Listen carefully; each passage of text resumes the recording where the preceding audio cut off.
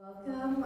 Thank you for coming to Collecton's How to Thrive as a Jewelry Designer in this Digital Media Age panel that we're hosting today. We have 4 beautiful jewelry designers. Some come all the way from New York, some come from Arizona, some are local.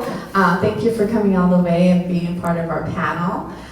So these 4 ladies are very successful jewelry designers in our industry. I'm going to let you guys introduce yourself, the brand, a little bit about who you are to get started, so a little bit of icebreaker, and then I have a series of questions I'm going to ask you, and you can take it one at a time, however you feel comfortable, and then we'll open it up to the panel, to the audience, and you guys can ask questions directed at any designer or all of them or one of them, however you feel your question is best suited for which designer. Okay, so we'll get started. So Amanda, you want to introduce yourself and your brand? I'm Amanda with Native Gem Jewelry, based here in Los Angeles, California.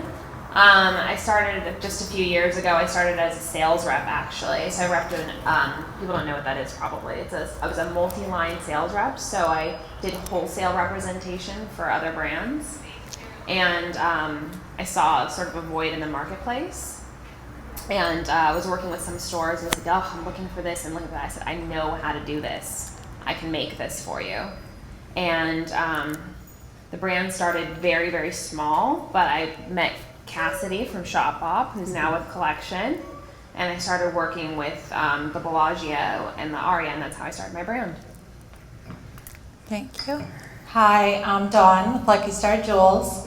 We are based in Phoenix, Arizona, and I actually started my first collection when I was about 14, hustling on the playground at school. And then jewelry was reintroduced to me. By trade, I'm a children's fashion wear designer. I don't know if anybody knew that. And got back into jewelry about 14 years ago. And I'm the lead designer. I'm responsible for all of the sourcing. You can also find me packing boxes in our studio when need be. And somebody here who is super important is Jessie. She is my studio director. She's my right hand. She's my left hand. And she's often both. And I could not do this without her. It takes a team, for sure. Here you go, Jennifer. Hi, I'm Jen from Jennifer Zeuner Jewelry. I started my line around 14 years ago when I made a necklace for myself. And I walked into a store in South Beach and the buyer bought it off my neck. And literally, like, within 10 days, Cameron Diaz bought it. And she requested more and we shipped them to the store. So it was a really, popular boutique. It launched my career, and that was, as far as small stores. But then, I think within 18 months, Cassidy placed a humongous order. And it was probably the loudest I've ever screamed in my life. And I myself was my own sales rep I literally emailed and I had a great idea to donate a portion of the proceeds, and she was amazing. And fast forward, now we're in a lot of big stores, Saks, Neiman's, Bergdorf Goodman, Intermix, Nordstrom's. We just launched on Friday, and I'm so happy to be here and so grateful because I think being on Shop Up and their huge online presence was a very big deal at the time. They were online only, and as we all know, that's basically a big part of probably everyone's business. But now what I'm seeing with all the bloggers and influencers, it's sort of shifted, and we sell directly a lot to the consumer from our Instagram. So I'll post something, or a blogger wears something, or a celebrity, and within minutes, people are ordering it on our site. So, hello Collection. It's definitely a great formula, definitely destined for success, and I'm so happy to be here. Hi, I'm Gina from Jules Smith. I have a similar story to other ladies up on this panel. I was a fashion editor actually right when I got out of college. This was before anyone was even going on the internet. But I worked for a woman who kind of started the coupon business where you go she had an email list, she sent you a coupon, you printed the coupon out and went to the store. And it was just local, and she was kind of way ahead of her time. Her company was bought by Beauty.com, actually, a few years later. My husband and I had to relocate to the Caribbean, and I couldn't work, there was nothing to do. The Wi-Fi didn't work, it was like dial-up. But it was a really dynamic jewelry. I lived in St. Thomas, and it was a dynamic jewelry island. All the cruise ships went there. Tons of jewelers lived there. So I kind of just started cruising around downtown, met some jewelers, kind of figured out what I was doing, built a studio in my basement, started hammering jewelry. One of the bracelets I hammered ended up on Rihanna on the cover of GQ. Things started kind of going from there, and I met with Cassidy at a coffee shop in New York, and she picked up the line for Shop Bop, and that sent us on. And now fast forward a few years later, same thing, we're in Nordstrom, Bloomingdale's, Saks, Barney's. It all started with Cassidy at Shop Bop. Yay, Cassidy. Oh, Cassidy.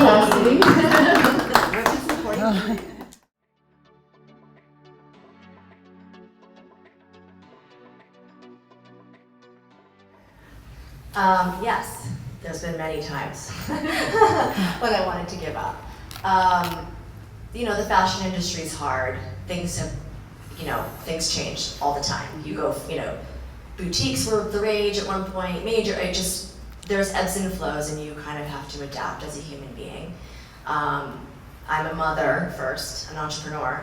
So I have my family and those types of things to think about, and things change there too, so you're always getting bombarded with, you know, information and changes. And when your work is so relatively volatile, our industry, things change fast, you have to be ahead of the trends, not only as far as like your business foresight, but your designs too, so there's a lot of pressure. With me, I'm the owner of the company, but I'm also the creative. So not only do I have to understand what's happening in the industry with business trends and market trends, I have to understand what's happening on the creative side, design trends. So yes, I thought about giving up a lot, but ultimately I think all of us sitting up here are sitting here because we love what we do.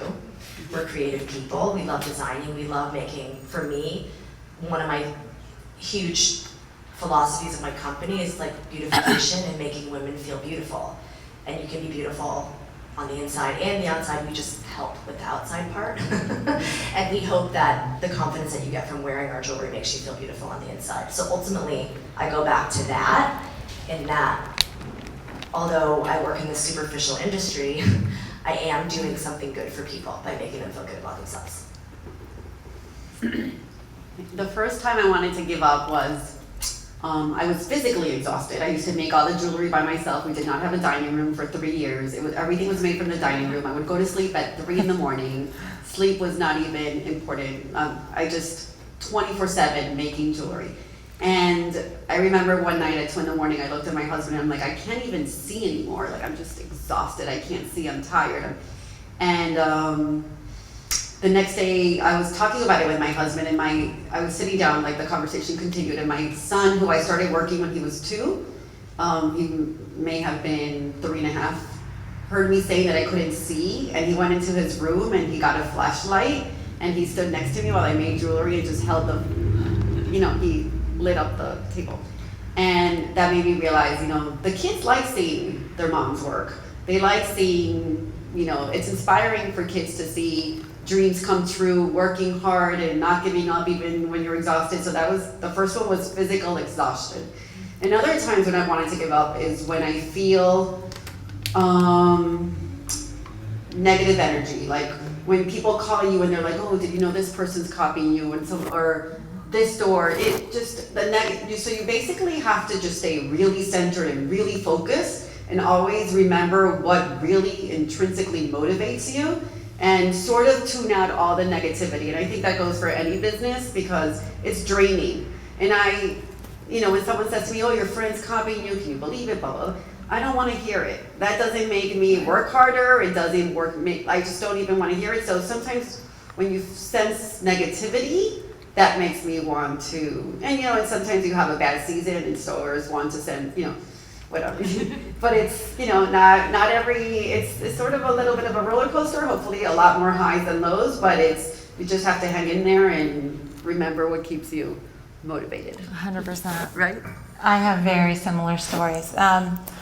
I remember I had gone to a trade show in Las Vegas, and first and foremost, I want to say being creative, wow, I don't think any of us sitting here realize the business aspect of this creative industry that we thought we were getting ourselves into. We came back, I had to come back from Vegas, drive back. My husband came to get me. We had about 3,300 necklaces that we made by hand for anthropology. And we put tags on all of these items. And we were told by a new intern at the company that we did not need the secondary tag on the boxes. Boxes were packed. I think there was 10 per box. You could do the math with 3,000 necklaces, how many boxes there were, 3 per carton. It was insane. Anyway, we were told the last minute, when they were already being loaded onto the FedEx truck that day, that we needed the secondary tag on them. No joke. We drove 6 hours, exhausted from preparing for the whole show. Literally had to take every single necklace out of the entire box. Anyway, needless to say, we got it done, but it was one of those moments where I thought, I don't know if I could ever do this again. You could probably attest to that. There's many sleepless nights. I also have children, and it's hard. It's really hard. But at the end of the day, I think none of us in our DNA have it in us to give up. We just keep forging forward. I've learned how to delegate. We can't do everything. So that was one of the moments where I thought I was done. That is tough. It's physically, yes, it's very hard. Oh, yes, gosh. yeah. So anyway, I'll pass it on to you, Amanda. I admire all of you guys for sharing these stories. I can relate to every single one of you. I'm like, wow, your packing story. I had a very similar packing story with tape. And I was like, wow, like, I can't believe I'm dealing with... Specific tape. Oh, yeah. Specific tape. And I remember thinking to myself, because I don't have these conversations with other designers, I'm like, this only happens to me. This is the stuff that only happens to me. No, it doesn't happen to anyone else but me. So now I'm like feeling like, oh, okay. I feel a lot better.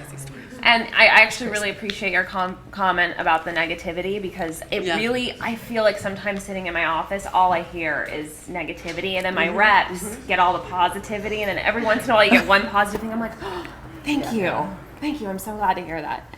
But I think for me, this year was a really big change. We decided to go with some new factory, and it was something that we needed to do. It was necessary for the business to change. When you're scooting along the same direction and certain challenges that you have aren't being assessed, you have to, and doing that was so challenging because, you know, obviously you have certain types of stones that you use and certain types of metals in your designs, and it's taken like 8 months to actually properly do the shift. That's probably what made me want to give up the most, is like, okay, are we even going to be able to have a line? Like, is this going to even happen? But I know that it ultimately, like, this is what's going to be like a game changer for me. So yeah, I know for me, like, our outreach is so much broader. Like, I never imagined being able to like actually see, you know, what other people think of the brand and actually get to see it on my phone and be like, oh wow, like this is so cool. Like, there's all these people that actually know about us, and the fact that I can reach people all over the world, like I wouldn't be able to do that before. Like, I feel like you guys have all been doing this a little bit longer than I have. Coming from the rep world, like we were still faxing people when I started, and it was still so all dial up. And, you know, so I never really I only know really the digital world as a designer. So I can only imagine though, prior to that, like, how do you know, like, if you're really affecting people? How do you know? Well, you know it right now instantaneously. You can see people wearing your stuff. You can see the influencer effect, and you're like, wow, okay. And people make comments. They say, oh, I want you to design more of this. And it gives you, and they love to leave you feedback and email you. It's pretty neat to get that direct contact. Yeah. Yes, that's true. There's definitely a lot of feedbacks. Yeah, a lot. And some of it you're like, are you kidding? It's pretty funny. Like, so you have to kind of weave through it. Yes. Yeah. All right. I think it's absolutely crazy. I'm fairly new to the social media world. I'm like, I don't know, Instagram, and I'm fine with Facebook, you know. Come on, Dawn, you got to do, my daughter here, this is Mia. Mom, you've got to do Instagram. And it's actually crazy. I run our Instagram account, and so I understand firsthand how crucial social media is, especially for right now, Instagram. And in a nanosecond, I mean, you post a picture of a lifestyle that somebody connects with. They have to relate with the image. And literally, you get the formula right. You're showing someone wearing your piece. And literally within seconds, you're getting direct messages. You're getting orders. It's insane. They could buy it right there. They don't even need to go to a retailer anymore. It's insane, truly. We've seen our Instagram numbers grow. It's interesting to see what type of feed your consumer is looking for. We've had to tweak that a little bit, and you learn. But with the influence of bloggers and influencers, it's just really unbelievable. So. What is your most effective social media channel for you? Is it Instagram, Facebook, bloggers, influencers? I would probably have to say, hands down for us, it would be Instagram. That's pretty much the answer. Yeah. I would say Instagram. I don't. Jennifer? Yeah. Instagram. Yeah. Yeah. And I run my own Instagram also. You do as well. Yeah, I do too. People ask me all the time, is it your voice on Instagram? Is that, and I think people want my voice. They want to I see, agree. Someone wants even, now there's also a direct message, and I try to answer all the direct messages. Sometimes it's hard. But, people will say, oh my goodness, that little post of your daughter not letting you leave the house to go to work made me feel so good because my daughter does the same thing. And by the way, that necklace that you were wearing, when is it going to be back in stock? So it's, it's really nice. It's a really personal connection that you have with your customers. And also, it's really interesting because I'm finding that for our brand, bloggers are more influential than celebrities. Like I could have like Beyonce wear a necklace, and then recently I had a blogger wear a necklace, and we had thousands of people at our site at the same time. And I was like, because I went on Google Analytics. You can also go on Google Analytics. You can see exactly who's on your site, what page, everything. You know exactly what's attracting people to your site.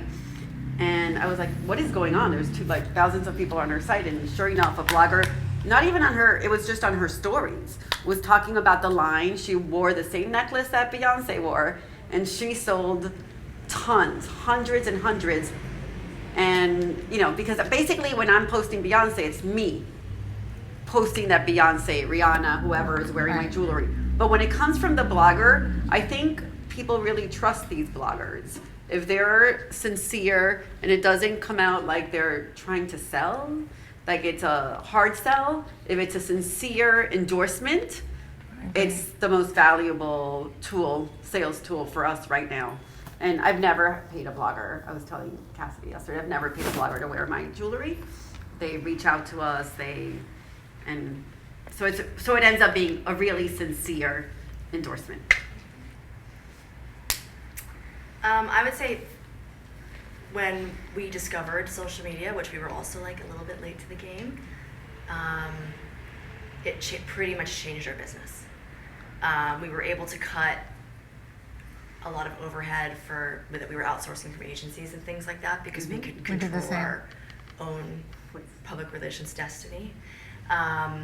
We rely on Instagram. 90% of my web traffic or web sales come from Instagram. We rely on it heavily for our direct-to-consumer portion of our business, which is a growing portion, and it's growing every day because we've kind of figured out the formula for Instagram. We send to bloggers, we send to influencers. I was telling Cassidy earlier, like the micro-influencer portion of our business is a huge undertaking. We have a person who basically just does that full-time. All we do is send product to micro-influencers. We don't pay anybody, but we do give them product. Most of them come to us saying, I'll wear this. We just are starting to roll out our own affiliate program where we give them a discount code and they post it, or, whether or not they want to do that, we just kind of offer that to them. We advertise on Facebook. We've kind of missed the Facebook wave. We never really did that. We post press and more editorial and those types of things on Facebook, but the organic nature of Instagram is amazing. It really allows, you're constantly evolving as a brand. You have to keep up with the industry, and Instagram really gives you a voice to do that. And I feel like establishing a brand identity and a brand voice, I've always struggled with, because I'm always trying to like change for all these different people that are asking me to do different things, whereas Instagram has allowed me to really like focus on my identity and get my identity out there, and people really know who we are as a brand. And I think that's the reason we've been growing so quickly over the past year or so since we even started Instagram, is that people feel like they can connect with us. You know, they hear me, like you said, they hear me talking, they see my kids, they see my husband, they see our office. You know, it's really a huge part of our business strategy going forward, Instagram. So when all 4 designers